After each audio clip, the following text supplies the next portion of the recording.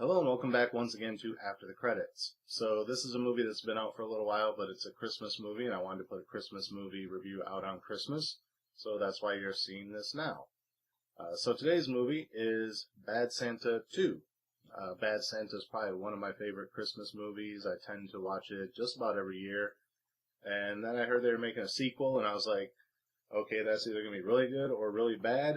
And now I saw it, so now I can tell you which one it is. And it's somewhere in between. It's not as good as the first one, but it's not as bad as some sequels. It doesn't need to exist, but at the same time, it doesn't really hurt anything by existing, if that makes sense. But overall, it didn't really need to be made. I mean, it's fun to catch up with the characters, 15 years later or whatever, but more or less it's kind of the same story. So we start out with Willie, Santa from the first one. He's still down on his luck, and he's kind of going over like everything that happened since the first one, how the kid still kind of checks in on him every now and then, even though he's tried to get rid of him. He explains his breakup with the girl from the first one and why she's not in this one. So that is explained. And it's basically got him kind of down on his luck again, kind of like he was in the start of the first one. And he's about to kill himself, which you see in the preview. And the kid shows up while he's in the middle of hanging himself, and he's like, "Oh, Willie, this package showed up at my house for you. It's got money and a phone in it." So Willie, stops trying to kill himself. He takes the phone and figures out what's going on. And he meets up with, what's the guy's name? Marcus, the little guy from the first one, the most annoying part of that first movie, other than Bernie Mac and John Ritter's character. Actually, it's kind of odd to think both of those characters are gone.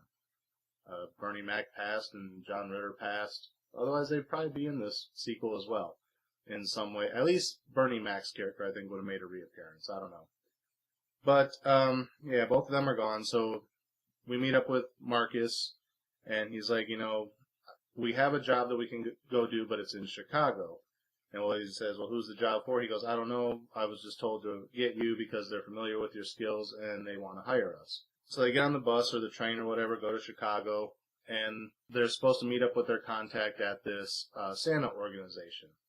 So Willie's already mad because he's got to get back in the Santa suit, and he ends up doing it anyway, and then finds out that his contact is his mother, who I guess had him when she was like 13 years old, and she was already a criminal then.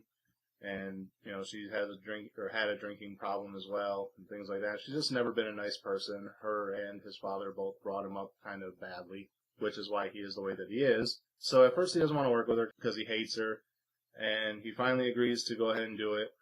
And then it just kind of plays out like the first one did, where they get into this organization, they find out all the information they need as far as the security system, what kind of safe it is, so on and so forth.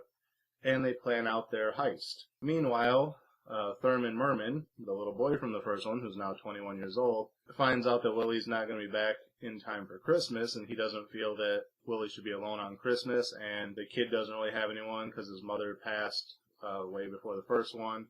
I guess his dad's still in jail on those embezzling charges, even though Willie and Marcus have both been in and out of prison like 4 or 5 times now. How is this kid's dad still locked up? And we do find out later in the film, spoilers, Grandma has passed away. So yeah, Thurman's just kind of on his own now, which is kind of weird. So yeah, he's like, Willie, you're kind of the only family I have left, and I think families should be together on Christmas.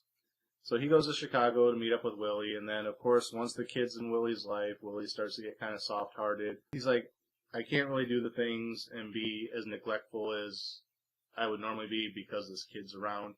It's something about this kid that brings out Willie's nice side.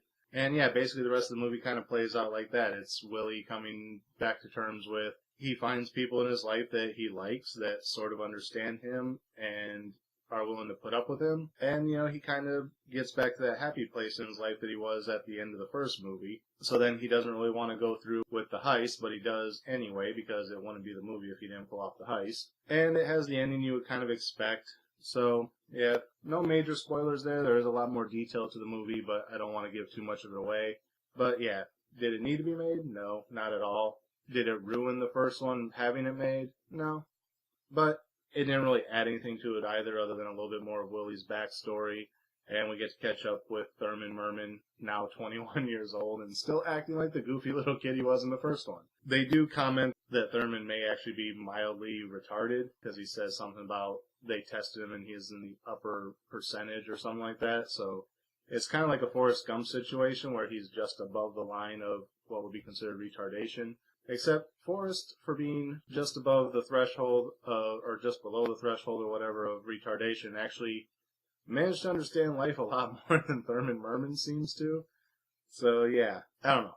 I think they could have had him grow up a little bit. I mean, he's been living on his own since his grandmother passed, so obviously he has to be getting by fairly well. But yeah, it just seems like he should have kind of woken up to the real world a little bit more at this point. But, you know, whatever. Maybe they'll improve it a little bit by the time they do the next one in 10 years, because then he'll be almost 30, and if he's still acting like this, then there's a problem. But yeah, so that's the movie in a nutshell. What would I give it as far as a star rating?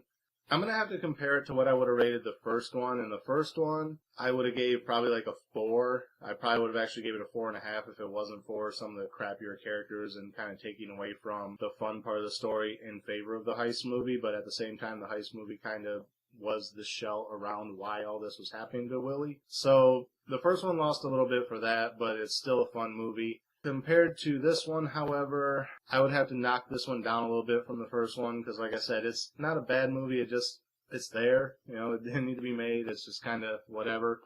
So as far as the star rating on this one, I'm going to give it a 3. I wanted to go a little bit higher with a 3.5, but I just don't feel that it's there.